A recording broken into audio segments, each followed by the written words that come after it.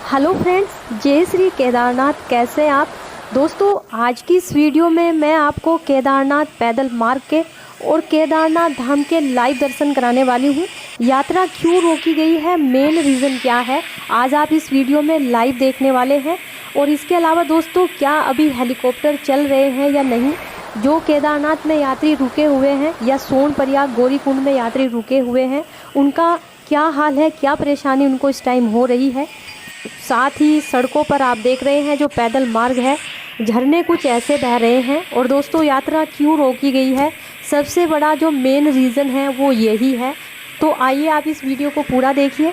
इस वीडियो में आपके सारे डाउट मैं क्लियर करने वाली हूँ, साथ ही आपको केदारनाथ धाम के भी लाइव दर्शन कराने वाली हूँ। और दोस्तों, यात्रा ना चलने से जो यात्री केदारनाथ धाम में हैं वो भी परेशान हैं, और जो यात्री गौरीकुंड और सोनप्रयाग में रुके हुए हैं वो भी बहुत ज़्यादा परेशान हैं, क्योंकि हेलीकॉप्टर भी नहीं चल रहे हैं।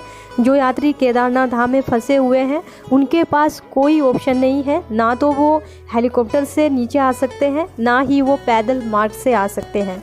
और दोस्तों, इस टाइम केदारनाथ का वेदर आप देख सकते हैं, 4 दिन के लिए केदारनाथ धाम में हाई अलर्ट जारी कर दिया गया है। वो क्योंकि दोस्तों, कल सोनप्रयाग और गौरीकुंड के बीच में फिर लैंडस्लाइड हुई है। इसीलिए जो यात्री पैदल जा रहे थे या जो जाने वाले थे उनको वहीं पर रोक दिया गया है। जो यात्री गौरीकुंड में रुके हुए थे उनको भी आगे जाने की परमिशन नहीं दी गई है। रीज़न सबसे बड़ा यही है कि उत्तराखंड सरकार नहीं चाहती, जो आपदा अभी 31 जुलाई को आई थी, जिसमें बहुत सारे ऐसे यात्री थे जिनमें उनको अपनी जान गंवानी पड़ी, या सरकार नहीं चाहती कि दोबारा कुछ ऐसा हो। इसीलिए, क्योंकि बारिश बहुत ज़्यादा हो रही है, जगह जगह भूस्खलन हो रहा है और पत्थर भी आ रहे हैं, यही सबसे बड़ा रीज़न है कि यात्रियों को सोनप्रयाग और गौरीकुंड से ऊपर नहीं जाने दिया जा रहा है। बाकी यात्रा अभी 2-4 दिन में शुरू हो जाएगी, क्योंकि 4-5 दिन के लिए केदारनाथ में हाई अलर्ट जारी है। मौसम आप देख सकते हैं, केदारनाथ धाम का चारों तरफ कोहरा बना हुआ है, आपको एक पहाड़ भी दिखाई नहीं दे रहा है। और यात्रियों की संख्या आप देख सकते हैं, आपको बहुत कम ही यात्री यहाँ पर दिखाई दे रहे हैं। और आप देख सकते हैं, ये सीधा रास्ता जाता है भैरवनाथ जी को, जहाँ पर यात्री जाते हैं दर्शन करने के बाद केदारनाथ मंदिर के। और दोस्तों, मंदिर के परिसर में आप देख सकते हैं बहुत ही कम यात्री हैं। ये वही यात्री हैं जो मौसम ख़राब होने की वजह से यहीं पर रुक गए हैं, क्योंकि हेली नहीं चल रहे हैं। ऐसे मौसम में हेलीकॉप्टर नहीं चलते हैं, इसीलिए उनको यहीं पर रुकना पड़ेगा। और दोस्तों, जो यात्री यात्रा पर आ रहे थे जिनको सोनप्रयाग और गौरीकुंड में ही रोका गया है वो भी परेशान हैं, क्योंकि जो रजिस्ट्रेशन है वो भी बंद कर दिए गए हैं और हेलीकॉप्टर भी बंद हैं, क्योंकि आने वाले 4-5 दिन के लिए केदारनाथ में हाई अलर्ट जारी हो गया है। रीज़न जैसा मैंने आपको बताया, सबसे बड़ा रीज़न यही है कि आने वाले टाइम में केदारनाथ का मौसम, और अभी भी आप लाइव देख रहे हैं, मौसम ख़राब है। ऐसे में यात्रियों के साथ कुछ गलत ना हो जाए, कहीं अगर पैदल यात्रा शुरू कर दें, कहीं लैंडस्लाइड ना हो जाए, कहीं बादल फटता है जैसा कि आपने अभी देखा था। और दोस्तों, भूस्खलन भी लगातार बारिश के मौसम में होता रहता है। तो यही सोचकर उत्तराखंड सरकार की तरफ से फैसला लिया गया है कि जब तक केदारनाथ का मौसम अच्छा नहीं हो जाता, साफ नहीं हो जाता, तब तक यात्रा को रोका जाए। तो यात्रियों की सेफ्टी को ध्यान में रखकर ही ये फैसला लिया गया है। और दोस्तों, सोनप्रयाग में भी काफ़ी यात्री ऐसे हैं जो यात्रा पर आना चाहते थे, लेकिन सोनप्रयाग और गौरीकुंड के बीच में एक बार फिर लैंडस्लाइड हुई है, जिसकी वजह से जो बड़े बड़े पत्थर थे वो रास्तों पर आकर गिर गए। रास्ता साफ कर दिया गया है, लेकिन डर की वजह से किसी भी यात्रियों को ऊपर नहीं जाने दिया जा रहा है। मौसम आप लाइव देख रहे हैं, बिल्कुल पैक हो रखा है, एक भी पहाड़ आपको दिखाई नहीं दे रहा है। और 2-4 दुकानें थी जो यात्रियों के आने से खुल गई थी, वो फिर बंद हो गई हैं। और अभी फ़िलहाल केदारनाथ में साफ़ सफाई का काम चल रहा है, जैसा कि आप देख रहे हैं। यात्रियों की संख्या बहुत ही कम है, क्योंकि काफ़ी यात्री ऐसे हैं जो कल ही निकल गए थे, और कल शाम से जो केदारनाथ का मौसम है वो लगातार ख़राब हो रहा है। शाम के टाइम बारिश हो रही है और बिल्कुल पैक हो रखा है केदारनाथ धाम का मौसम, जैसा कि आप देख रहे हैं। एक भी पहाड़ आपको दिखाई नहीं दे रहा है। तो अगर आप यात्रा पर आना चाहते हैं तो आप 10 सितंबर के बाद यात्रा की प्लानिंग कीजिए। शायद उस टाइम तक क्या पता मौसम अच्छा हो जाए, तो उस टाइम आप प्लानिंग कीजिए केदारनाथ यात्रा पर आने की। अभी 4 नवंबर तक केदारनाथ की यात्रा चलेगी। 4 नवंबर को केदारनाथ धाम के कपाट बंद हो जाएंगे, तो आप तब तक यात्रा कर सकते हैं। और दोस्तों, हेलीकॉप्टर ना चलने की वजह से जो यात्री यहाँ पर आए थे सेम डे जिनकी वापस जाने की बुकिंग थी, वो बहुत ज़्यादा परेशान हैं, जैसा कि आप देख रहे हैं। तो दोस्तों, परेशानी तो बहुत ज़्यादा हो रही है यात्रियों को जो सोनप्रयाग और गौरीकुंड में फंसे हुए हैं, जिनका बजट कम होता है और जो यात्रा पर केवल 3-4 दिन में ही सोचते हैं कि वापस आ जाएं, और बजट कम होने की वजह से उनको बहुत ज़्यादा परेशानी झेलनी पड़ती है। क्योंकि अभी कई दिन लगेंगे केदारनाथ यात्रा को खुलने में, क्योंकि 4-5 दिन के लिए हाई अलर्ट जारी है।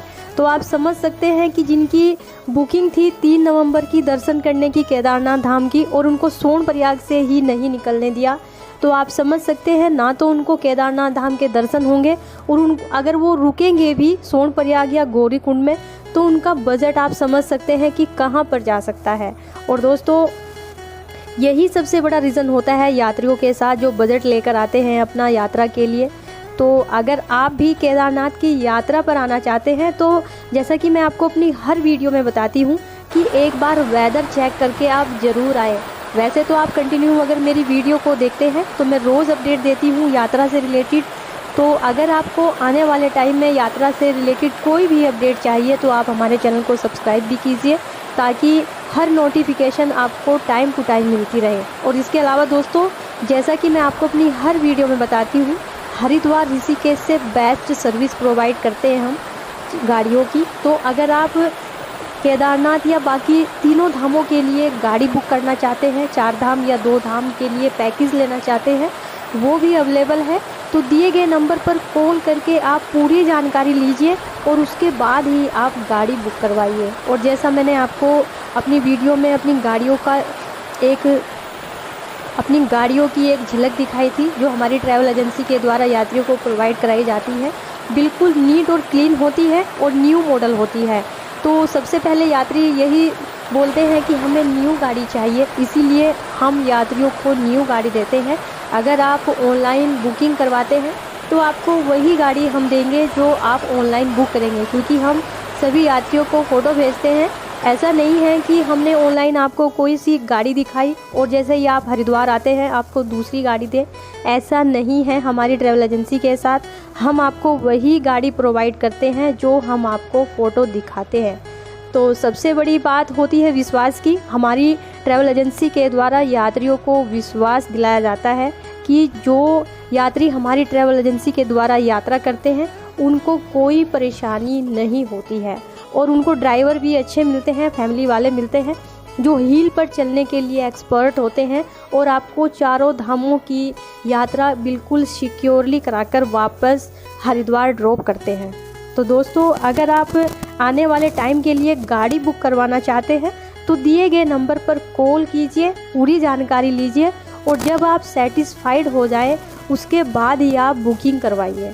और अभी केदारनाथ के बारे में जैसे मैंने आपको बताया कि सोनप्रयाग और गौरीकुंड के बीच में लैंडस्लाइड हुई है, जिसकी वजह से यात्रियों को ऊपर नहीं जाने दिया जा रहा है, और जो बीच बीच में झरने पड़ते हैं जहाँ पर रास्ते बना दिए गए थे, झरनों का जो अगर आप दृश्य देखेंगे तो काफ़ी खौफनाक है, क्योंकि छोटा सा पुल बनाया गया था अभी जहाँ पर लैंडस्लाइड हुआ था केदारनाथ पैदल मार्ग में, उसके ऊपर को पानी आ रहा है। तो आप समझ सकते हैं कि बारिश के मौसम में अगर आप पैदल ट्रैक करेंगे केदारनाथ धाम का तो कुछ भी हो सकता है। क्योंकि अभी परमिशन मिली थी केदारनाथ सोनप्रयाग से केदारनाथ धाम जाने के लिए, आपको साइन करके जाना पड़ रहा था, क्योंकि सोनप्रयाग में आपसे परमिशन ली जा रही थी कि अगर आपको कुछ भी हो जाए तो उसके लिए उत्तराखंड सरकार जिम्मेदार नहीं होगी।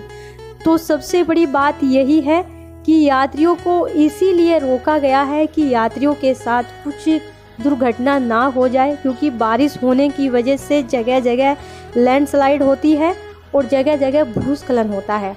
तो दोस्तों, यात्रियों की सेफ्टी को ध्यान में रखकर ही यह निर्णय लिया गया है कि जब तक जो केदारनाथ का मौसम है वो सही नहीं हो जाता, तब तक किसी भी यात्री को गौरीकुंड से ऊपर ना जाने दिया जाए। तो अगर आप सेफ रहेंगे तो यात्रा तो आप कभी भी कर सकते हैं। तो थोड़ा वेट कीजिए, 10 सितंबर के बाद आप यात्रा की प्लानिंग कीजिए।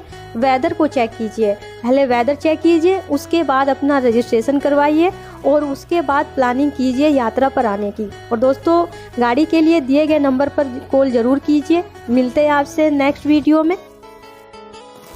तब तक के लिए आप अपना ख्याल रखिए और अपनों का भी। हर हर महादेव। जय श्री केदारनाथ।